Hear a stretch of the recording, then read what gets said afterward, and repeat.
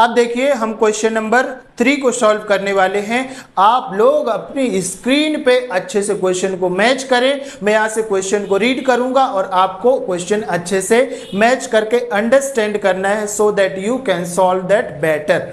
Alright, so question क्या है हमारे पास? Find two numbers whose sum is 27 and product is 182।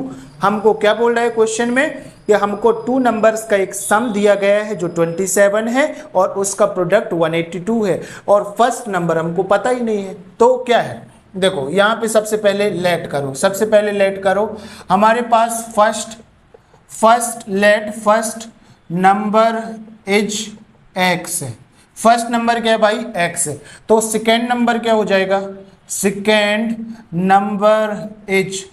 Number क्या हो जाएगा? 27 माइनस एक्स, क्योंकि 2 नंबर का सम हमको दिया हुआ है क्वेश्चन में, ध्यान रखना, ठीक है। 2 नंबर का सम हमको दिया है ना 27, तो सेकेंड नंबर ये हो जाएगा।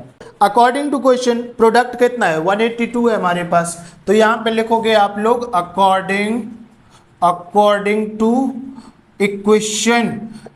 टू क्वेश्चन क्या हो जाएगा? प्रोडक्ट हमको दिया है ना, तो प्रोडक्ट क्या हो जाएगा? First number into second number, ठीक है। तो प्रोडक्ट आपके पास कितना है? प्रोडक्ट है आपके पास 182, ठीक है। तो 182 is equal to first number क्या है भाई आपके पास? एक्स मल्टीप्लाई सेकेंड नंबर क्या है? 27 माइनस एक्स। अब सॉल्व कर लो। 182 इज इक्वल टू एक्स का मल्टीप्लाई 27 के साथ करेंगे तो 27x हो जाएगा, एक्स का मल्टीप्लाई एक्स के साथ करेंगे तो माइनस एक्स स्क्वायर हो जाएगा, ठीक है। अब देखो इसको हम रीअरेंज कर लेते हैं थोड़ा सा, ठीक है। तो देखो ये RHS में है, ये पूरी वैल्यू तो यहाँ पे आएगी तो साइन बदल जाएंगे। दैट मीन्स ये माइनस एक्स स्क्वायर है तो ये हो जाएगा प्लस में एक्स स्क्वायर, ठीक है। प्लस में 27x है तो ये हो जाएगा माइनस में 27x, और 182 इक्वल के इस साइड लिखा है तो ये हो जाएगा प्लस में 182 इज इक्वल टू 0, ठीक है। ये हो जाएगा आपके पास। अब क्या करना है भाई? वही पुराना नियम क्या है आपके पास? फर्स्ट नंबर और लास्ट नंबर का मल्टीप्लाई कर दो, मतलब 1 इंटू 182 कर दो तो कितना आ जाएगा आपके पास? 182। अब 182 का क्या करना है आपके पास? LCM करना है, ठीक है। तो ये हो जाएगा 2 9 जा 2 1 जा, और ये हो जाएगा हमारे पास 7, और ये हो जाएगा 13, ये हो जाएगा 13। मतलब इसका 182 का LCM कितना आया? 2 इंटू 7 कर दो, मतलब 14, 2 7 जा 14, तो यहाँ 14 इंटू 13 है तो 13 लिख दिया। कोई दिक्कत आपको नहीं होगी। और बाय द वे हमने क्या देखा था? फर्स्ट और लास्ट का मल्टीप्लाई करने पे हमको ये नंबर आना चाहिए, तो फर्स्ट और लास्ट का मल्टीप्लाई करने पे ये नंबर आ रहा है ना 182, और प्लस या माइनस करने पे बीच वाला नंबर आना चाहिए। तो बाय द वे 14 प्लस 13 करेंगे आप लोग तो आपके पास 27 आ जाएगा, ठीक है। मतलब हम इसका यूज कर सकते हैं। तो यहाँ पे हम लोग क्या लिखेंगे? एक्स स्क्वायर माइनस 27 को हम क्या लिख सकते हैं? 14 प्लस 13, ठीक है। दैट मीन्स यहाँ पे क्या लिख सकते हैं? माइनस 14x और माइनस 13x। 27 को मैं लिख दिया माइनस 14 माइनस 13, ठीक है। समझ में आ गई? प्लस है तो प्लस 182 इज इक्वल टू 0, ठीक है। मैंने कुछ नहीं किया, 27 को 14 13 कर दिया, बस खत्म बात। ये कैसे आया तो ये मैं ऑलरेडी यहाँ पे बता दिया हूँ। अब इसके आगे के स्टेप में यहाँ पे सॉल्व करूंगा।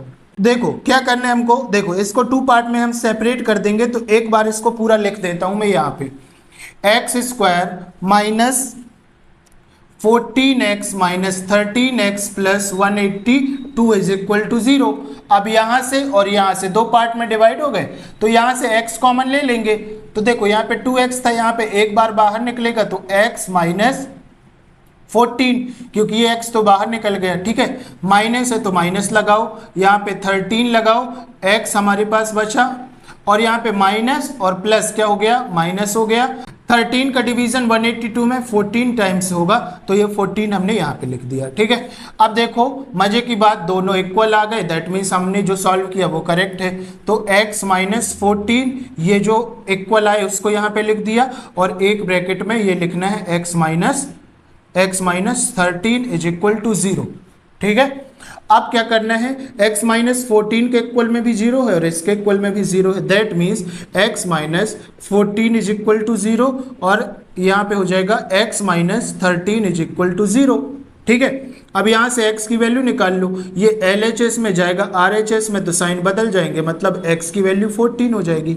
और सिमिलरली यहाँ पे x इज इक्वल टू LHS में माइनस में है तो इस साइड जाएगा तो प्लस में हो जाएगा, दैट मीन्स x की वैल्यू 13 हो जाएगी। तो आपके पास दो वैल्यू आ गई, x की वैल्यू 14 और x की वैल्यू 13। और x क्या था हमारे पास, first number, that means x की वैल्यू क्या आ गई, 14 आ गई और आ गई हमारे पास 13। ठीक है, यहाँ पे लिख लो x की वैल्यू क्या आ गई हमारे पास 14 और 13। ठीक है, दो वैल्यू आ गई आपके पास।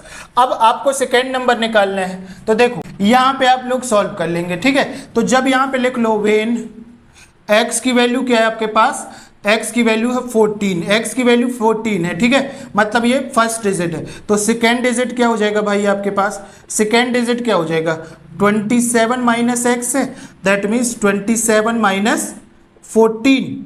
ठीक है, 27 माइनस 14, क्योंकि x की वैल्यू क्या आपको पुट करना है यहाँ से 14, तो 27 से 14 जाएगा तो 13 हो जाएगा, तो मतलब सेकेंड नंबर 13 हो जाएगा। ठीक है, लेकिन जब हमारे पास वेन x की वैल्यू हम क्या ले रहे हैं 13, जब x की वैल्यू क्या ले रहे हैं हम लोग 13 ले रहे हैं, तब क्या हो जाएगा 27 minus x, that means 27 minus 13, तो यहाँ पे हमारे पास आ जाएगा 14, तो अपोजिट हो जाएगा। ठीक है, जब हम x की वैल्यू 14 ले रहे हैं मतलब हमारे पास फर्स्ट नंबर 14 है तो सेकेंड नंबर 13 होगा, लेकिन जब फर्स्ट नंबर हम लोग 13 ले रहे हैं तो सेकेंड नंबर 14 हो जाएगा। ठीक है, तो इस तरीके से आपने यहाँ पे प्रूफ करके बता दिया।